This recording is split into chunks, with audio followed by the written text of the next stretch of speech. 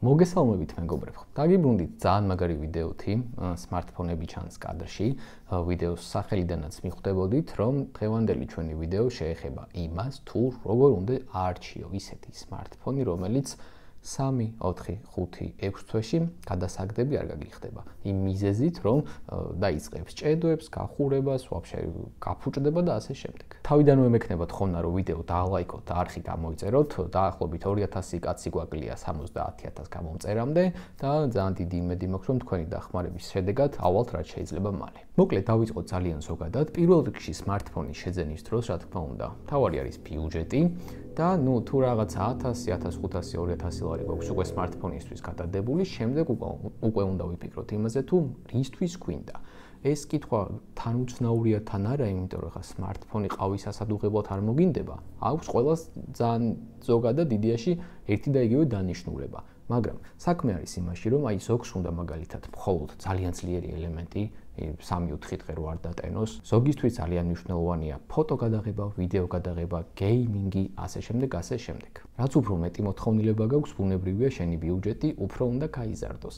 შენ თუ მარტო ელემენტი გაინტერესებს 2000 ლარი, საერთოდ არ არის საჭირო რომ გადაიხადო smartphone-ში, იმიტომ რომ ნახევრის ნახევარფასად შეგიძლია ძალიან ძლიერი ელემენტის მქონე smartphone-ის ყიდვა, რომელიც მხოლოდ ელემენტში იქნება კარგი და დანარჩენში ნაგავი და სწორედ ამას გულისხმობს ის თუ რისთვის გინდა smartphone. მოკლედ, შეგვიძლია დავიწყოთ პირდაპირ კამერებით და დავანგრიოთ ის სტერეოტიპი, რომ რაც უფრო მეტი მეგაპიქსელი აწერია კამერას, უკეთესია გადაღებისთვის. სრული სისულელი არის, ეს კი მეგაპიქსელიც რაღაცას ნიშნავს, მაგრამ უშუალოდ მეგაპიქსელის ციფრის რაოდენობით არ განისაზღვრება ესა თუ ის smartphone უკეთეს ფოტოს იღებს თუ უარეს. კამერის სიკარგე, ესე რომ დავარქვათ, დამოკიდებულია მართლა უამრავ დეტალზე. ეს არის სენსორის ზომა, რაც უფრო დიდია ზომით სენსორი, მით უფრო მეტ შუქს იღებს, შესაბამისად, მით უმეტეს დაბალ განათებაში ფოტო, ვიდეო გამოდის ბევრად უკეთესი. კარგი გადაღება დამოკიდებულია კიდევ ერთ-ერთ მთავარ დეტალზე, რომელიც გახლავთ უშუალოდ ლინზა, რა ფირმის, რომელი მოდელია გამოყენებული, ასე შემდეგ, ასე შემდეგ. გაგიკვირდებათ, მაგრამ საბოლოო ჯამში კარგი შედეგი რომ მიიღოთ ამ კამერის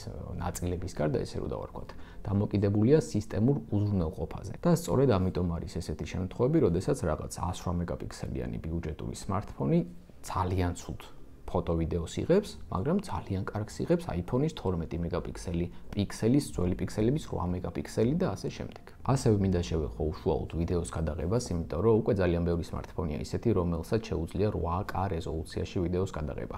ეს, შეიძლება რაღაც მხრივ შემეწინააღმდეგოს ვინმე, მაგრამ 90% არის უბრალოდ მარკეტინგული ხრიკი, იმიტომ რომ ვიღაცა მიცის, რომ 4K-ია, 8K ორჯერ უკეთესი უნდა იყოს ეს. ესე გონიათ, მაგრამ რეალობა გვაქვს ისეთი მეგობრებო, რომ 8K რეზოლუციაში მაქსიმუმ 3 წუთის განმავლობაში შეუძლია smartphone-ს ვიდეოს გადაღება. 3 ან 4. ამასთან ერთად ამ რეზოლუციაში გადაღებული ვიდეოს ზომა არის ძალიან ბევრი. ერთი 20 ვიდეო რო გადაიღოთ, შეიძლება 128 გიგაბაიტის მოცულობის მეხსიერება უკვე შეავსოთ. და ბოლო ყველაზე მთავარი არის ის, რომ 8K ვიდეოს ატვირთვა არ შეგიძლია არსად. მარტო YouTube-ში. და ეგეც smartphone-ით ან გამოგივა ან არა. Facebook-ში ვერ დადებ, TikTok-ში ვერ დადებ, Instagram-ში ვერ დადებ, ვისთვის გინდა. გადავიდეთ შემდეგ ასევე საკმაოდ აქტუალურ თემაზე და ესეც ერთ-ერთი მითი დავანგრიოთ, რომ RAM-ი ოპერატიული მეხსიერება, random access memory, ერთი და იგივეა საბივე, რაც უფრო მეტი აქვს smartphone-ს, უკეთესია. იდეაში ამ RAM-ს იგივე ოპერატიულ მეხსიერებას ევალება. სხვადასხვა სახის ინფორმაციის შენახვა, სწრაფად დამუშავება, აი multitasking-ის დროს ასევე ძალიან მნიშვნელოვანია კარგი RAM-ი, ჭყალებში კარგი RAM-ი რო გქონდეს, იმიტომ რომ რამოდენიმე აპლიკაცია, როდესაც ერთად გაქვთ გახსნილი, სწორედ RAM-ი უზრუნველყოფს იმას, რომ სამივემ სტაბილურად იმუშაოს ყოველგვარი ჭედოების და შეფერხების გარეშე. აი ხშირად მოდის ხოლმე ჩემთან ესეთი კითხვები, რომ გამარჯობა გუგა, რაღაც 3 აპლიკაცია გავხსენი, 5 წუთი ჩავკეცე და ხელახლა რო გავხსენია ჩაკეცილი ახლიდან მაწყებინებს. სწორედ RAM-ი უზრუნველყოფს იმას, რომ არ დაგაწყებინოს ახლიდან და შეინახოს ის კონკრეტული აპლიკაცია იმ მომენტში, როცა ჩაკეცე და გაგრძელების შემდეგ გაგრძელებინოს იმ ჩაკეცილი მომენტიდან და არ დაიწყოს ახლიდან. მაგრამ ამასთან ერთად ძალიან მნიშვნელოვანია RAM-ის ტიპი. თანამედროვე smartphone-ებში შევხვდებით UFC ტიპს, ოპერატიული მეხსიერების. Რა თქმა უნდა, ამ UFC-საც აქვს შედარებით ნელი და შედარებით სწრაფი ვერსიები. პირობითად Samsung-ის ნებისმიერ A სერიაში გამოყენებულია ოპერატიული მეხსიერების UFC 3.0, ხოლო ფლაგმანურ მოდელებში თუ ავიღებთ პირობითად S25 Ultra-ს, იქ შევხვდებით UFC 4.0-ს. ეს გეხმარებათ ინფორმაციის უფრო სწრაფად დამუშავებაში, თუნდაც ყველაზე მარტივი რო ავიღოთ აპლიკაციის უფრო სწრაფად გახსნაში, უფრო სტაბილურობაში და იდეაში ყველაფერში, რაც smartphone-ს ჭირდება შეუფერხებელი მუშაობისთვის. გადავიდეთ smartphone-ების ერთ-ერთ ყველაზე მნიშვნელოვან კომპონენტზე, chipset-ზე. Chipset-ი არის იგივე პროცესორი ეს არ არის, ეს кейსია, ბევრი ეცახის ხოლმე კომპიუტერის кейს პროცესორს. პროცესორი აი კომპიუტერების შემთხვევაში არის ძალიან პატარა ესეთი კვადრატული ფორმის ნაწილი, smartphone-ების შემთხვევაშიც იგივე ფორმა აქვს, მაგრამ არის უფრო პატარა. ამ chipset-ების ნაწილში წარმოდგენილია ბევრი ვარიანტი, ეს არის Snapdragon-ი, iPhone-ების შემთხვევაში გვხვდება A სერია, Exynos-ი, Mediatek-ი და ასე შემდეგ. დარწმუნებული ვარ, ბევრი smartphone gamer-ი მიყურებს და უკვე ხა იმ დეტალის ახსნას თუ Snap-ი რა არის და ის რა არის, მაგას არ ვაპირებ, მაგრამ შევეხები ერთ-ერთ მთავარ დეტალს, მაგალითად კონკრეტულად თუ ავიღებთ იმას, რომ Snapdragon 8 Elite დევს ძალიან ბევრ smartphone-ში, ბევრს გონია რომ აი რადგან ეს chipset-ი უდევს smartphone-ს, უეჭველი მაგარი უნდა იყოს. ეს არის ძალიან დიდი ტყუილი. იმიტომ რომ ამ chipset-ს თუ არ ექნება შესაბამისი ოპტიმიზაცია და შესაბამისი გაგრილების სისტემა, ეს 8 Elite გახდება რაღაცა 700 რაღაცა G, ძველი Snapdragon-ი, სიძლიერით გულისხმობ. მოდი თემატურად გავყვეთ გაგრილების ნაწილს, იმიტომ რომ ძალიან მნიშვნელოვანია, აი smartphone-ი თუნდაც მალე რო გიჯდება რაღაც მომენტებში თამაშის დროს, რო FPS დროპები გაქვს, გიჭედავს ასე შემდეგ, ეს გაგრილების თემაზე არის დამოკიდებული. Smartphone-ებში არსებობს ორი ტიპის გაგრილების სისტემა. Პასიური და აქტიური. Პასიური გვხვდება ნებისმიერ smartphone-ში, 25 Ultra-ში, 16 Pro Max-ში და ასე შემდეგ, აქტიური გვხვდება gaming smartphone-ებში.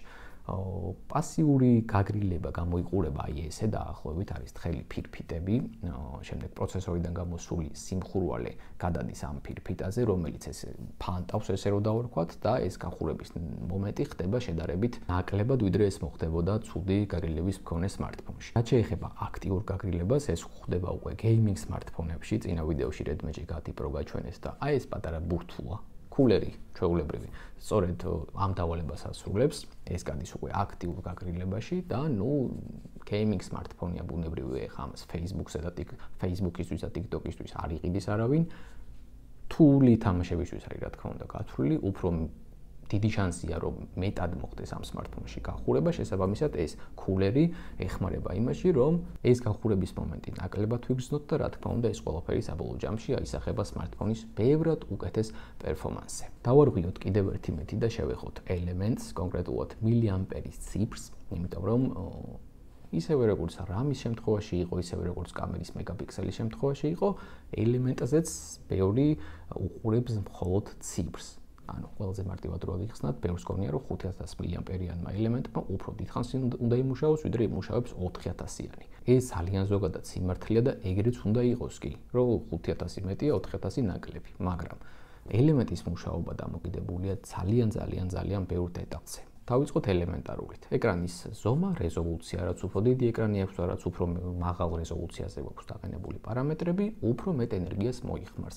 გადავიდეთ განახლების სიხშირე ჰერცზე, პირობითად 60 ჰერცზე რო დააყენო, უფრო დიდხანს იმუშავებს ელემენტი, ვიდრე 120-ზე, 154-ზე და ასე შემდეგ. ამასთან ერთად ელემენტის დიდხანს მუშაობა დამოკიდებულია უშუალოდ ჩიპსეტის ენერგოეფექტურობაზე და აი ამ ყველაფერს ყველაზე კარგად აღწერს Samsung-ის ფაქტი.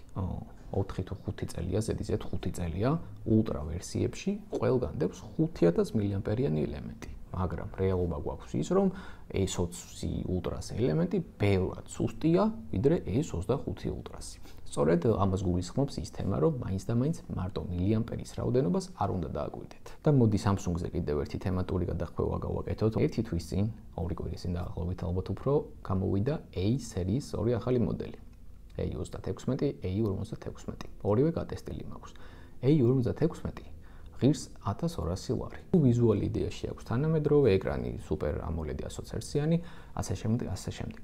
მაგრამ ეს smartphone-ი, როდესაც პირადად ჩემი ხელით ამოვიღე 5-დან პარკი მოვაცილე და ასე შემდეგ, ნებისმიერ A სერიას ჭირს ეგ და მე მაგაზე პასუხი არ მაქვს Samsung-ი რატო აკეთებს ამას. გასაგებია კი ის თემა, რომ ყველაზე დაბალი კლასის სერია არის A. არ უნდა მოვითხოვოთ ახლა ამისგან მაგარი ფოტო, მაგარი ვიდეო გეიმინგში 700.000 FPS-ი და ასე შემდეგ, მაგრამ როდესაც smartphone-ი ღირს 1200 ლარი, ის ბიუჯეტური აღარ არის, აქედან დავიწყოთ. არის საშუალო ბიუჯეტში, mid-range, რასაც ეძახიან რა.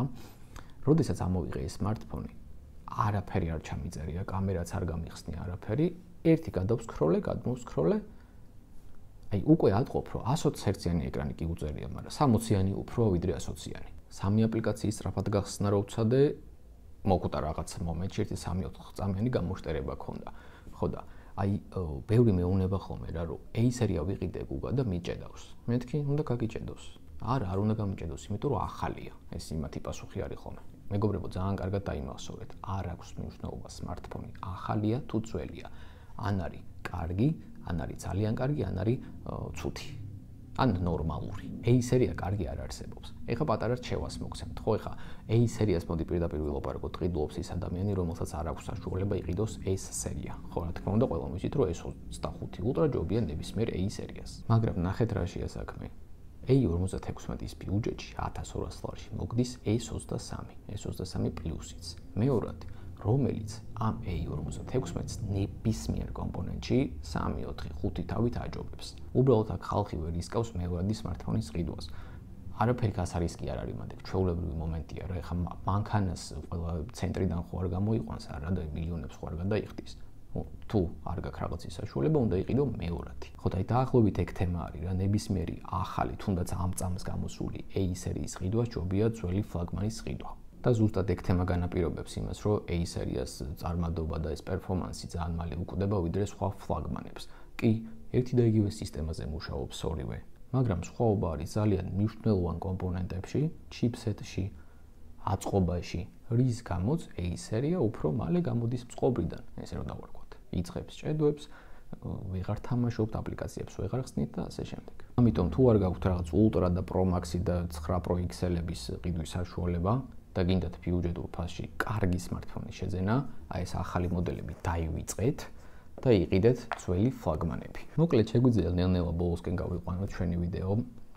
შევეხეთ იმ სტერეოტიპებს და დავანგრიეთ ის სტერეოტიპები, რომელიც ეხებოდა ოპერატიულ მეხსიერებას, ელემენტს, კამერას, ჩიპსეტს და ასე შემდეგ. კიდევ ერთხელ გეტყვით, რომ თუ მოგეწონათ ვიდეო, დიდი თხოვნა იქნება დაალაიქოთ, 2000 გამომწერიც და 70000 ვართ. ზარისხილოდსაც თუ გააქტიურებთ, ეგეც უკეთესი იქნება თქვენთვის, იმიტომ რომ როდესაც ვიდეო დაიდება, ეგრევე YouTube-ისგან მოგივათ ნოტიფიკაცია. გისურვებთ ყველას წარმატებას და შევხვდებით შემდეგ ვიდეოში. დროებით.